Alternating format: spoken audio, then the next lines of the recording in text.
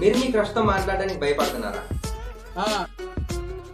మీరు ఒక అమ్మాయితో మాట్లాడే ముందు ట్రయల్ రన్ ఉంటే బాగుంది అనుకుంటున్నారా? మీరు కూడా పులిహోర కలపడం నేర్చుకుందాం అనుకుంటున్నారా?